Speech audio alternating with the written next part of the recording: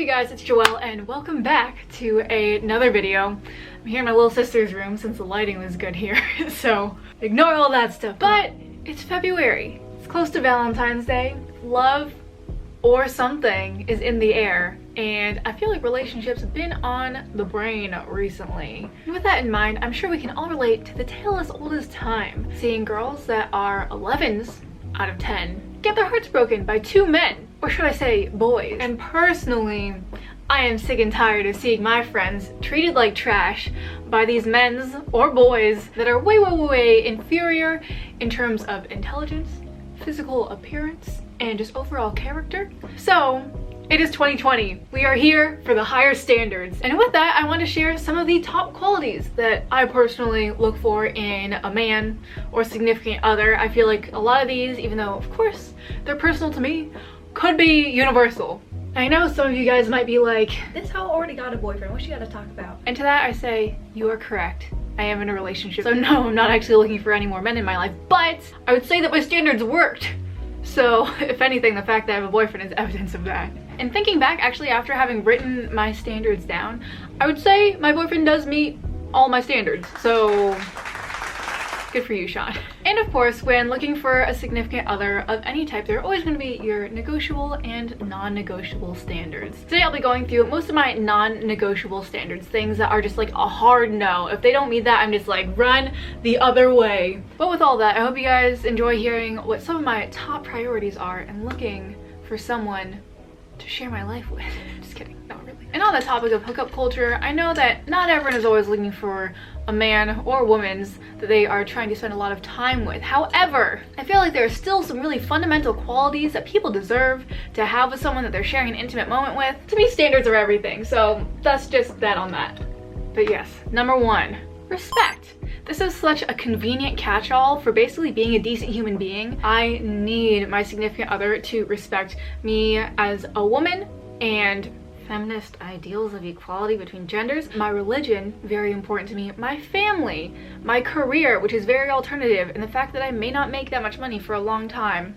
But your girl got dreams. But also, of course, my culture and my identity as an Asian American woman. Quality number two is a shared faith. This is obviously not applicable to everyone, but shared values I think really are. I've tried dating non-Christian people, didn't go well at all. And you might hear that and be like, religious intolerance, but no, really, when you are trying to have a very deep and personal relationship with someone and their ideal is going in this direction and your ideal is going in that direction, things don't work out too well, especially if you're getting serious, talking about long-term commitment, getting married, having kids. I need someone to be on the same page as me in terms of what an ideal value system and manifestation of that value system looks like. And on top of that, I think it's extremely valued to have someone along with you that is actually pushing you in the direction that you would like to go. Quality number three, intelligence. And that is both emotional and simply academic, I suppose. And that might sound a little pretentious, being like, she needs someone who went to a good school. No, it's not that. I need someone who can have a range of conversations from really nerdy, really intellectual, to just simply emotional and like also super lighthearted. I need all of these things covered, and I would love to be able to have someone that can bounce between these different categories of intellect, but also just being dumb and stupid, and also being really emotionally intelligent. Quality number four is that I need them to respect their parents. Obviously, not everyone has the privilege of being raised by two parents in a very functional household, but for whoever is that caretaker or guardian in their life, I need there to be a certain fundamental level of respect, because to me, family is like everything, and how someone treats the people that raise them kind of shows whether they'll take someone for granted or not later on in life. And along that line, I want someone who is consistent in a number of circumstances with a variety of people.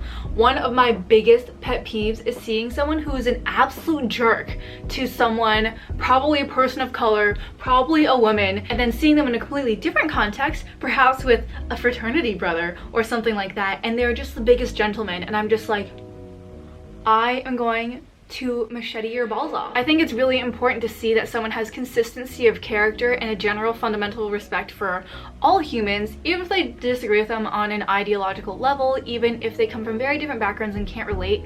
I think it's super valuable that someone knows how to manage their emotions and still be respectful and thoughtful towards other people that they might not agree with or might not necessarily value. But obviously I want them to value everyone just as a human. The next quality that I look for in a significant other is passion and ambition. And of course, I need to acknowledge that ambition looks different on everyone. Not everyone's ambition is to be like a software engineer at Google or some executive at Morgan Stanley. To me, ambition and passion is simply just knowing what you're about and having something that you really enjoy progressing on, and that you as an individual are constantly looking for ways to improve yourself, whether it's in a particular skill or area of knowledge or just as a person, like you wanting to be better, whatever that looks like for you. I really cannot stand complacency. One of the things that I love more than anything is being able to hear someone talk about something that they're really passionate about and that they could just gush about for hours. Obviously preferable if we share passions, but at the same time, like, I don't need to date someone who is identical to me. My next quality is good hygiene, and that's not just of your personal business, but also your house, their living space. What's that look like? What's that smell like? I think there's some obvious reasons why I'd want to date someone with good hygiene, like your breath not smelling bad. But I think someone's ability to take care of a space and be respectful of the space as well as other people who share that space is just like a really fundamental life skill. I literally can't imagine dating someone who doesn't know how to clean up after themselves, cook a little bit. And honestly, thinking about it, it definitely stems back to my upbringing and how my mom was always just like, you never want to marry someone who can't clean up after themselves and then expects you to pick up after them all the time, because that sounds like my own personal living hell. I do not want to be someone's maid for the rest of my life. I have ambitions, I have goals, I am happy to be a good housewife, whatever that means, but whoever I'm with has to carry their own weight too. Also, on a separate note, for me, when my physical space is in order, that means my life is in order. So just me having that value system, I feel like I project that onto other people, where if they have a really clean space, I'm like, I feel like things are good. Like, I feel like things are well taken care of internally and externally. My second to last quality is that they have to be an honest communicator. To me, this is important throughout, but especially at those beginning stages when you're starting to like admit feelings for someone.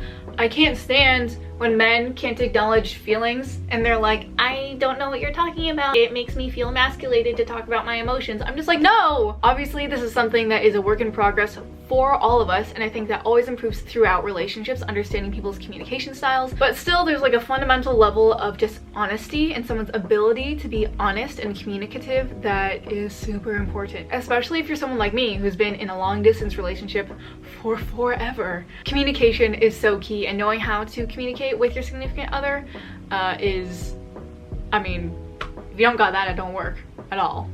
And the last quality that I look for in a man of God, a significant other, is the ability to adapt for corrections. And I think this is something that's hard to recognize at first, that normally takes getting past that lovely little honeymoon phase and dealing with some more real life stuff that may or may not come up when you're young and in college or in these different phases of life.